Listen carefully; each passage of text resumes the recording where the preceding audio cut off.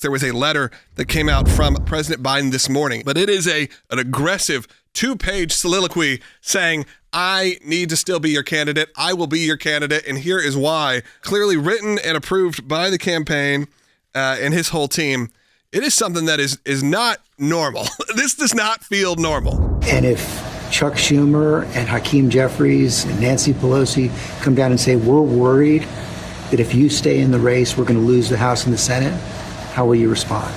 I go into detail with them. I've spoken to all of them in detail, including Jim Clyburn. Every one of them. They all said I should stay in the race. Stay in the race. None of the people said I should leave. But if they do? Well, it's like, they're not going to do that. You sure? Well, yeah, I'm sure. Look, I mean, if the Lord Almighty came down and said, Joe, get out of the race, I get out of the race, the Lord Almighty's not coming down. This came out on X this morning. X, formerly Twitter. It reads from Joseph R. Biden Jr.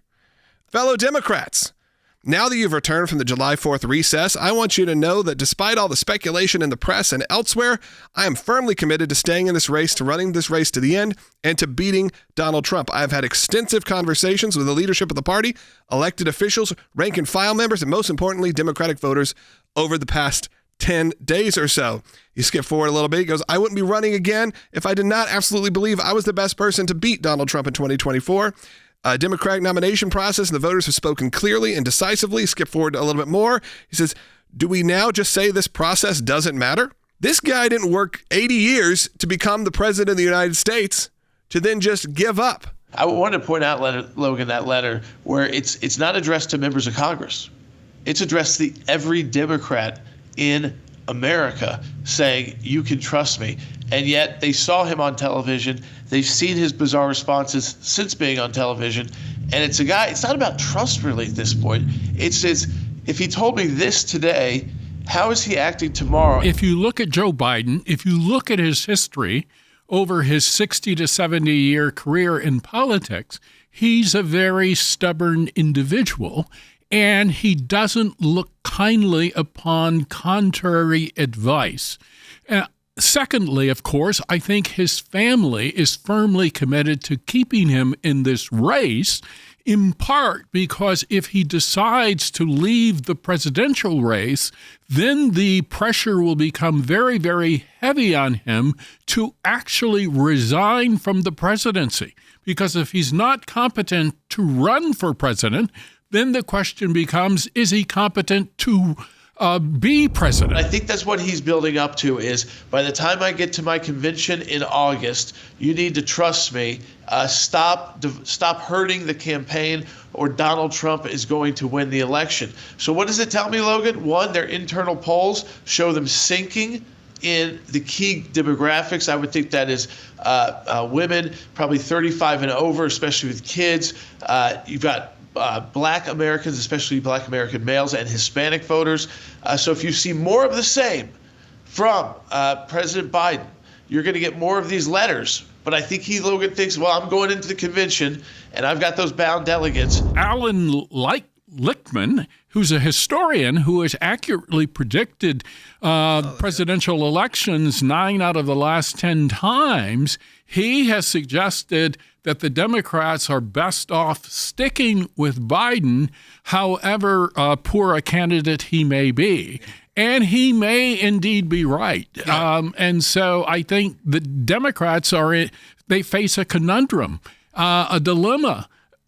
Should Biden stay or go? And I think if you look at the data is equally bad. I mean, he's worked his way to becoming the president of the United States, whether you like him or not, spent his entire time in politics, his entire life practically, the mass majority of his life, and he gets there, and sure, you may not like him, and most of our audience, I have a feeling, does not care for the Biden presidency, but I've never seen it in my lifetime to see a president being this aggressively felt like forced out of potentially even being, I understand not getting behind him, just being like, all right, we're just going to take the L here. We're going to lose, and it is what it is. I've seen that even Republicans. We could say we've seen that a few times where they're running against very popular presidents where they're like, okay, we put this guy up there. Likely it's not going to win, but it happens. But in this situation where it has become aggressive, where you have the major fundraisers and you have people in your own party saying, time to step down, it is an interesting time. Only Joe Biden can make this smooth for the Democrats. If they were able to convince him to, hey, we don't want to have a fight, we want you to go out on good terms. He does have the power to unleash those delegates. What he would do is he would be nominated by them because they had to. He would not accept the nomination, but he'd get to finish out his presidential term, and then his delegates are open after that.